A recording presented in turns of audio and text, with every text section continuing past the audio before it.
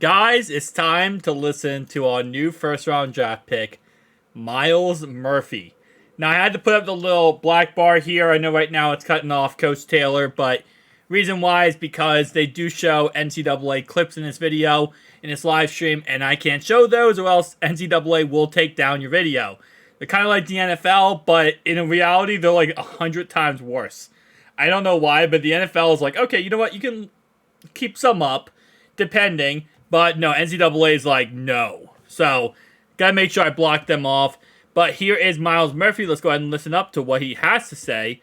His first time being a brand new Cincinnati Bengal, which I still freaking love this pick completely. But let's listen up. Really excited about him. His family's here. They came up from Georgia, his girlfriend. So, again, like we said yesterday, really excited to get Myles here. Fits everything that we want, character-wise, player-wise. We know that he's got the talent and ability and work ethic to help us do all the things that we want to do. And icing on the cake, great fit in the locker room. Went to a place that when you sign up to go play at Clemson, you know you're competing for championships, and the standard is going to be very high. And that's our standard here as well. You know, we want to compete for championships, and we have a very high standard, and we want players that understand that and have been through it before, and we know that Myles has done that. And so just really enjoyed getting to know his family a little bit this morning, and already got to know Myles, but he's a great fit for what we want to do. And so I'm going to turn it over to Myles, and I'll jump out here.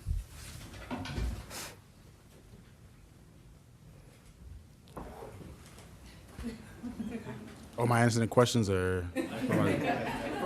First impressions. You got a chance to see the facility, get around some of the coaches. What are your first impressions here in Cincinnati? First impressions, obviously, like you said, coming from a winning organization to a winning organization, knowing it takes a certain mentality to be a winning organization. So really knowing that I'm going to go to a team that has that mentality, knows what it takes to consistently win. That's a very uplifting, positive feeling.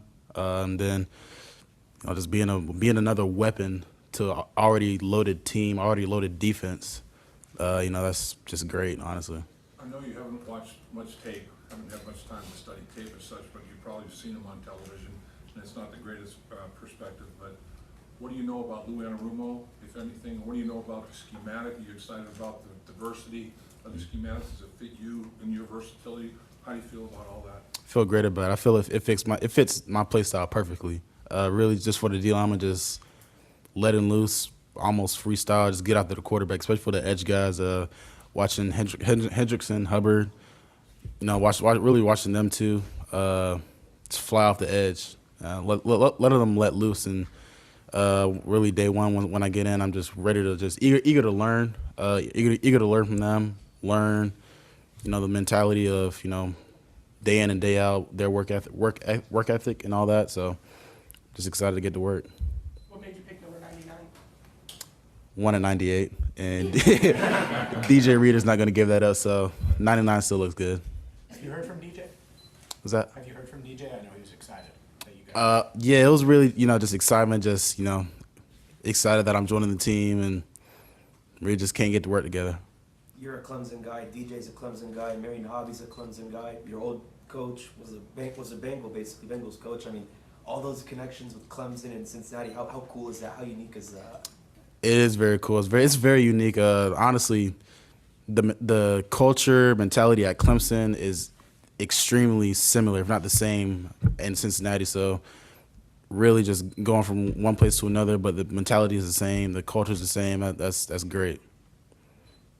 So much focus on your position on getting after the quarterback and rushing, but how much do you embrace, how much do you enjoy setting the edge and defending the run? I enjoy it a lot. About to say it's my job. About to say the defense is only as strong as the weakest link. So everyone needs to do their job. If I set the edge, both ends set the edge, both the D tackles penetrate the backfield, open up the guys for the linebackers. Everything kind of just falls into piece, and the links are just strong together right there. So really doing my job. That's exciting within itself. I know when we were talking to you on the phone Thursday night, the phone kind of went out. The question was, how often did they move you inside? Like how frequently did you rush from a defensive tackle position? If I had to give a percentage, maybe 25, 30% of the time, because we just had it in our defensive scheme. Like Clemson, we would do literally every type of front: 4-3, 3-4, odd, while being a 3. I remember my sophomore year against Louisville, we called it a LeBron front. I'd be in a 0, so I was all over the place from a 0 all the way out to a 9. So really just rushing all those gaps. Did you ever drop into coverage? I've dropped in coverage a lot. Yeah. So what's your feeling there? Is that something you feel real comfortable with? I feel very comfortable doing that. About to say, I know I'm not a lockdown corner, but I'm about to say, yeah, I think it's pretty evident. I have the speed to keep up with the running backs coming out the backfield. Myles, how aware are you that this organization the last couple of years has spent a lot of draft assets on building its defense? This year, again, you and now 2 defensive backs after you picked last night.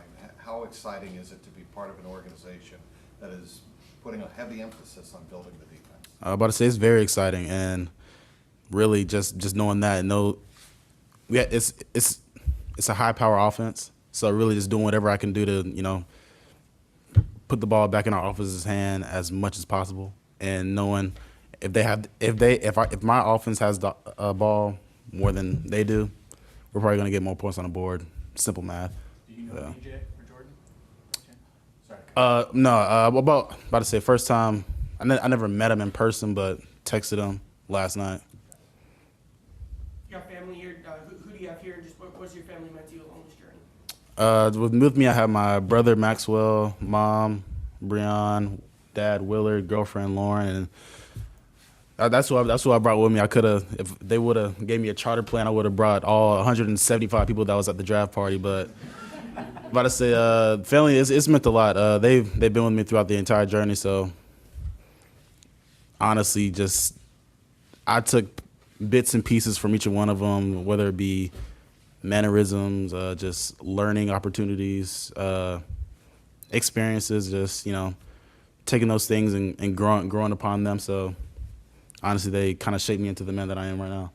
175 people at your draft party. Why did you decide to have so many people there for one of the biggest moments of your life? Honestly, because if it were to be just a small party of 20 people, it would have been tough to just pick out 20 people, because honestly, it's 175 sounds like a lot, but just like I said, it's bits and pieces that people have like implemented into my life that has impacted me in a way. So I felt like they all deserve to be there in that moment.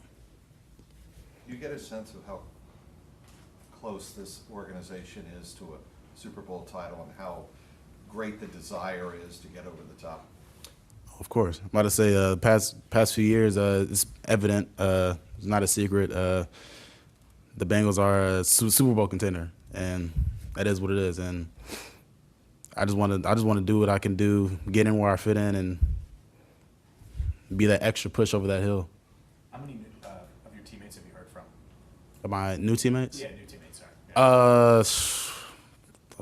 It was a good bit of them. Really, of course, Joe Burrow, most of the D-line, linebackers, Awuzie. About to say a good bit of the team already hit me up. So I'm gonna, of course, in the next few weeks, I should have most of the team. So it'll be a good journey. What's the biggest thing you learned at Clemson, either on or off the football field, that will assist you in your transition to the National Football League, do you think? Biggest thing, especially now, just find that routine, because I'm big on routine, big on schedule, because I like to, I guess, know what's coming up next within my schedule, and I don't really want too much free time, because I feel like I'm not being productive if I have too much free time. So really just finding that routine of working out, recovery, getting in the playbook, and then just when it comes time to just chill, find that. I love this guy. So I absolutely love this guy, because first off, he is so freaking versatile. And that is the most underrated category I think we ever look at in a player, is how versatile they are. Because a lot of times you say, like, oh, well, that's a star right tackle. That's a star left tackle, right? But at the end of the day, that's good and all, right?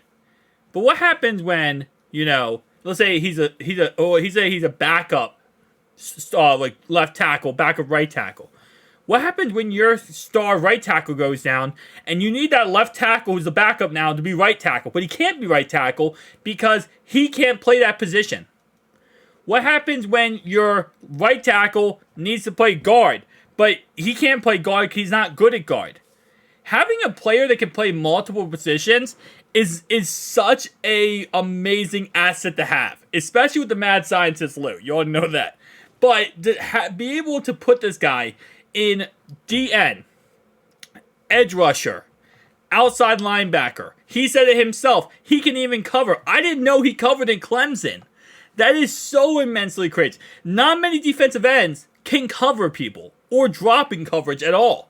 Obviously, college isn't as fast as the NFL, and in the NFL, you're going to have to be a little bit faster, so you might not be as good coverage-wise, but if he can even mediocre coverage, let's say, for example, just follow running back out of the backfield, that is a huge game changer.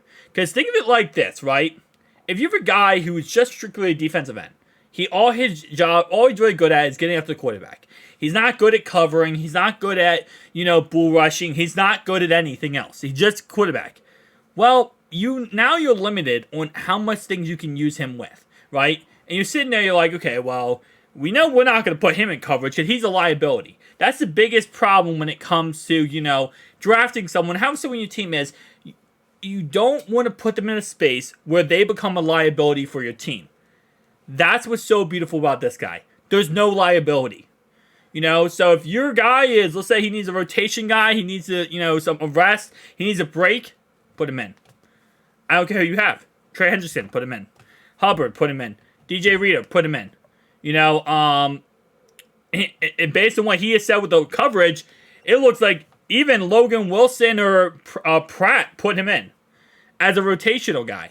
So that is very, very, very underrated and actually freaking amazing. I know he was very versatile going into this whole process, but I didn't know he was as versatile in the coverage game. That is a game changer above itself because now you can have him in different packages where maybe he, is going to blitz, right? But he's bluff blitzing. He blitzes, drops back, and gets the pick, right? He drops back in the coverage. If he can cover, that changes the game completely. This is, again, he was supposed to be a top 15 pick, ended up not being top 15 pick because of injuries. This is going to be one of the best picks in a very long time for the Bengals. Not the best pick, because obviously you got Joe Burrow and Jamar Chase and T, but he is going to be up there as a top 15 best pick for the Bengals in a long time. Absolutely love this guy. And just his mannerisms. You can tell also when it comes to certain players where you're like, you can tell when they're dedicated and they get that passion. You feel that passion about them that they're going to be great players. And he gives me that passion like he's going to be a friggin' stud. Thank you guys for watching though. I'll see you guys in the next one. Peace.